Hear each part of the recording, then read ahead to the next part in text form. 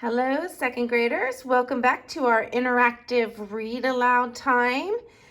And I hope you're having a great time, having a little bit of entertainment, and also getting some reading comprehension skill practice.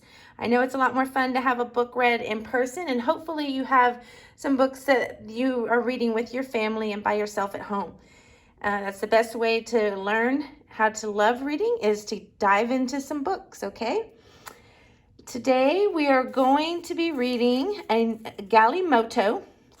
This is another realistic fiction book because it's something that could happen, but the whole story was made up by an author, the characters and the story. The things that the character does and the places that it takes place really do happen, okay?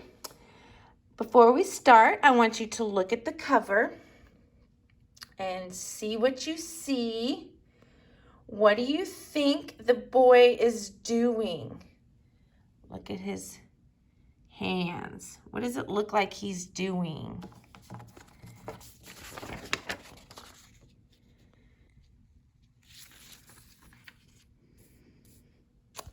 Okay, if you said it looks like he is creating something, you are absolutely correct. He is making what is called a Galimoto. And it's on the first page, a Galimoto, well, the copyright page. A Galimoto is explained as a toy car that children in a village in Africa make. So they don't have a lot of toys to play with, so they create these toys, and a Galimoto is made out of wire, okay? Page. Try to get it big enough. Condi opened an old shoebox and looked inside. These were his things. They belonged to him. Inside the box, there was a ball made of many old plastic bags, tightly wrapped with string. There was a knife Condi had made from a piece of tin can, and a dancing man he had made from dried corn stalks. In Condi's box, there was also some scraps of wire. He had been saving the wires for something special.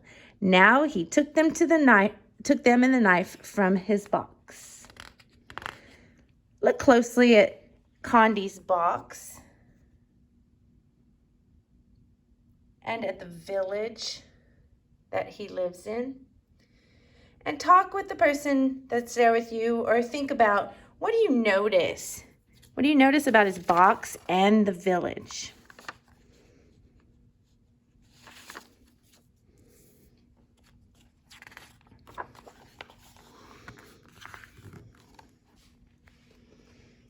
I shall make a Galimoto, Condi told his brother Ufulu. Ufulu laughed. A boy with only 7 years can not make such a toy. You don't have enough wire. I will get enough wire, Condi answered.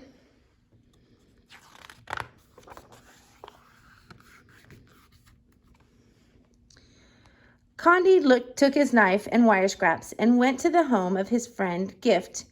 I want your wires, Condi told Gift. I will give you my knife for them. Why do you want the wires? Gift asked. I want to make a Galimoto, Condi answered. Gift ran his fingers over the tin knife. It is a good knife. I'll cut a dancing man with it. Gift took a handful of wires from his box of things and gave them to Condi. That's not enough wire for a Galimoto, he told his friend. I will find enough wire.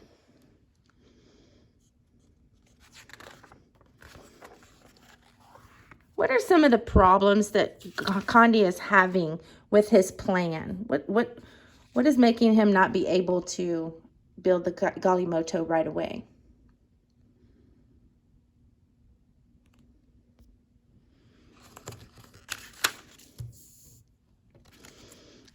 Condi put his wires into an old white plastic bag and took them to the shop of his uncle.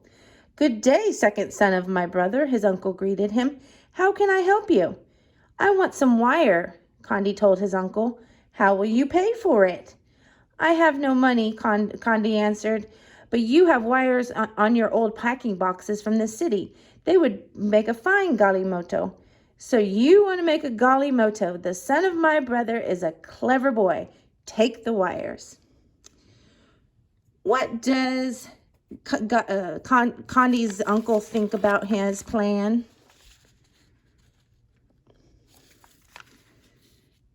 Yeah, he thinks he's clever. And he's about the only person so far that has thought it's a good idea, huh?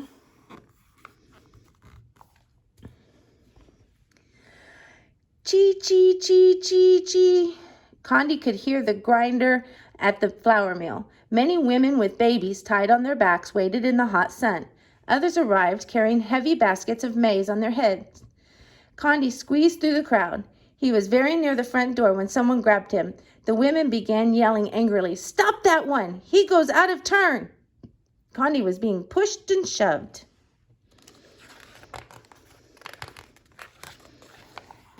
Suddenly, the mill stopped its grinding. "What is it?" the miller shouted. The women pointed at Condi. No," Condi said. "I have no maize to grind. I only want wires for a Galimoto." He opened his bag for them to see. What do the people in the line think about Galimoto?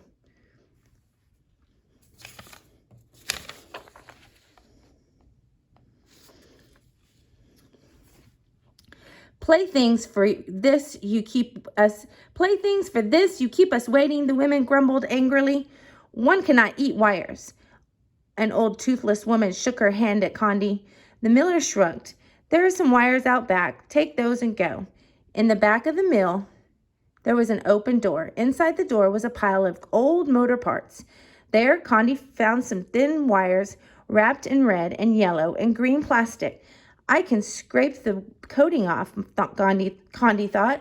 "These wires will hold my Galimoto together." Still, he did not have enough for a Galimoto. What do you see right there in the pile of motor parts? You see those wires just hanging out there? That shows us how Galimoto is collecting most of his stuff. He's just going around finding what other people were just going to get rid of. Condi passed some young children playing on an anthill. One was Monday, the sister of his friend Gift. She had a fine long piece of wire, which she stuck in the hard dirt. "Little friend," Condi called as he came nearer, "you cannot catch an ant that way. Go fetch some water for with that and a stick we will fool them." When Monday came back, Condi poured the water around one of the holes. "Now they will think the rains have begun," he explained. Then he stuck a stick down the hole. Gently he pulled it out, and on the end was a large ant. "My stick is better than wire for catching ants. You may have the stick and I'll take the wire." That was pretty clever, wasn't it? Condi knew there was a trash heap behind the bicycle repair shop, but the gate was locked. Condi climbed over the fence. In the courtyard, he found some broken, bent spokes from a bicycle. He climbed back over the fence with his bag. "Thief! Help! Police! Thief!" Condi heard a voice call. Children came running from the marketplace. Men came running from the shops. They made a circle around Condi. "Thief! Thief!" they chanted, pointing at Condi. A policeman arrived. He grabbed Condi by the shoulder. "What are you doing?" he asked. Condi showed the policeman his wires. "I want a Galimoto," he explained. "I need these wires." "Galimoto," the crowd murmured. "Galimoto." They shook their heads and went back to their business. "Take your wires and go," the policeman told Condi. What do you notice about the village and the people? Is it similar or different than where you come from and the things that they do, that they're doing? Is it similar or different than what you do? Talk about that.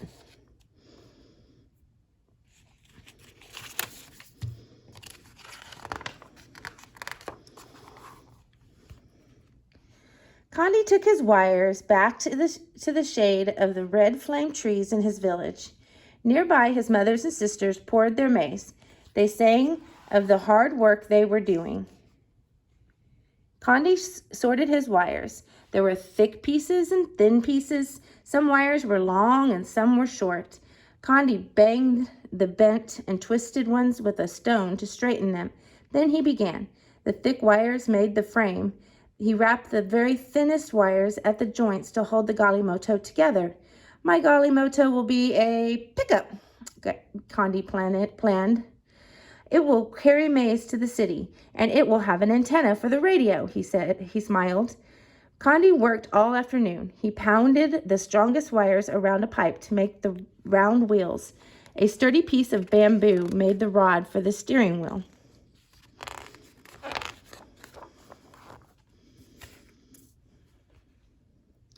Finally, the warm, tasty smell of maize porridge cooking over the village fires told Condi it was time to go home. His brothers and sisters admired his work.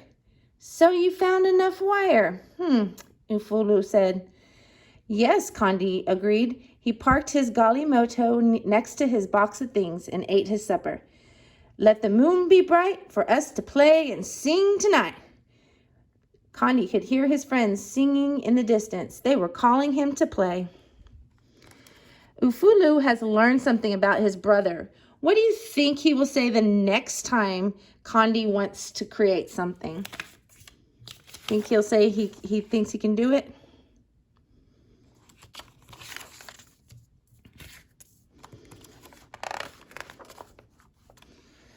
Now he carefully guided his Galimoto over the dusty path. Galimoto, someone cheered, and one by one, Condi's friends formed a line behind him. Eee, Galimoto, Galimoto, they began to chant. Condi saw the shadow of his Galimoto cast by the moonlight racing alongside. It's a fine Galimoto, he thought proudly. Perhaps tomorrow I shall make my Galimoto into an ambulance or an airplane or a helicopter. This looks like fun. What do Condi's friends think about his Galimoto? What do his friends think?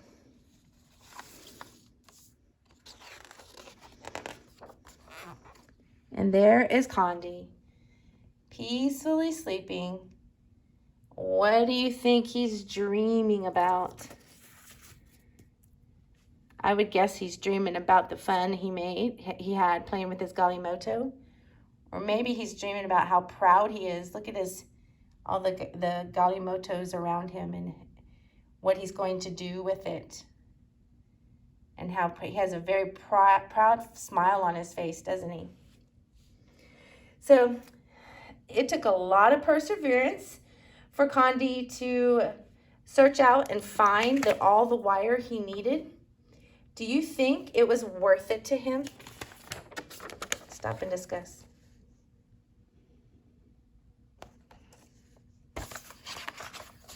I do. I think it was wonderfully worth it. I think he was very proud of himself. And so now you're going to go on to the next step and answer a few questions and talk about times when things make you proud. Okay? And today will be Friday, so we will see you next week. Have a good, restful weekend. Bye now.